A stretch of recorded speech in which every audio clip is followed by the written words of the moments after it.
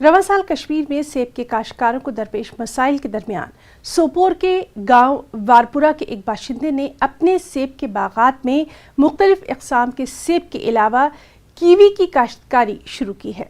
मेवा काश्तकार ने सिर्फ 5 साल पहले कीवी की फसल को उगाना शुरू किया। रवां साल इस काश्तकार को कीवी की बेहतरीन पैदावार हासिल हुई।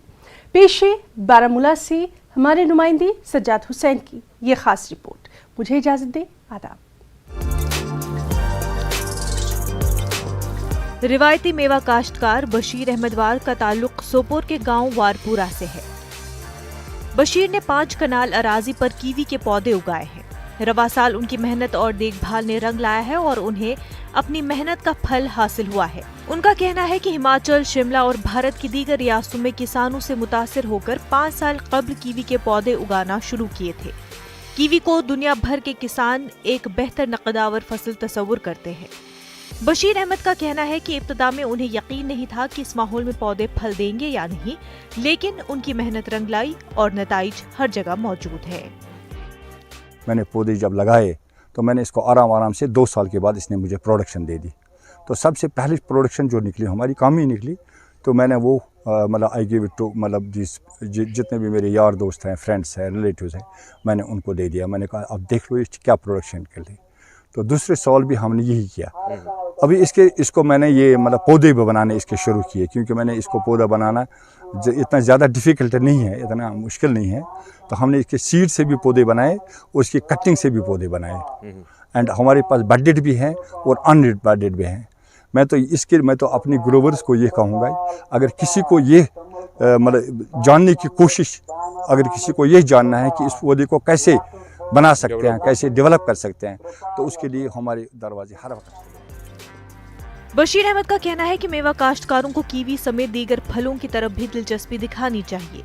सेब की फसल बदलते मौसमी हालात के हवाले से बहुत हसास होती है और ज्यादातर फूल सर्दी से मुतासिर हो जाते हैं, लेकिन कीवी के पौधों पर अप्रैल में ही फूल आना शुरू हो जाते हैं और इन पौधों पर मौसम का कम से कम असर पड़ता है। उन्होंने कहा कि नौजवान बेरोजगारी की वजह से समाज दुश्मन सरगर्मियों में मुलव्विस हो जाते हैं।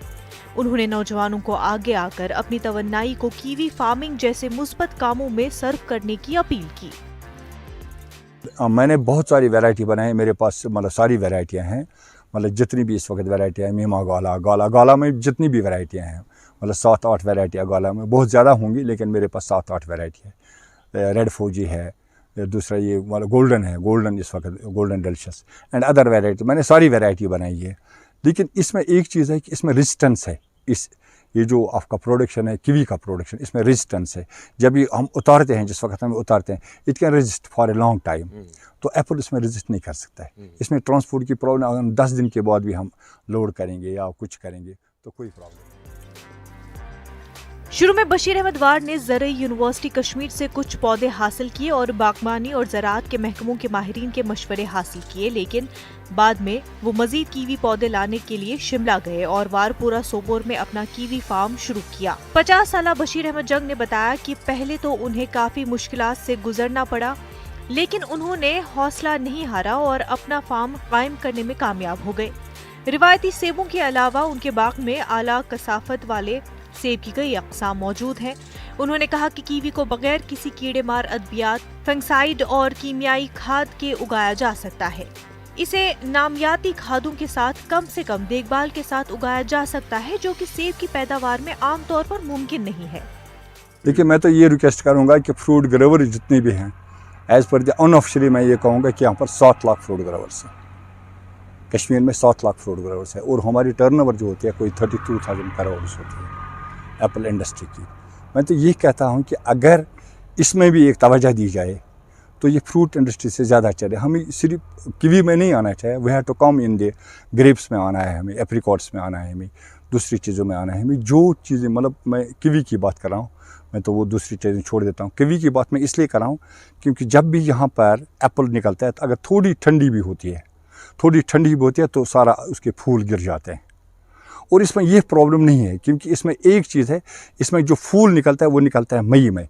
तो मई में गर्मी भी होती है और उसमें वो मतलब गिरने का कोई चांस नहीं हो। چیف ہارٹیکلچر آفیسر بارامولہ ظہور احمد بٹ کے مطابق محکمے کے پاس ضلع میں 3 نمائشی پودے اور چھوٹی نرسریز موجود ہیں۔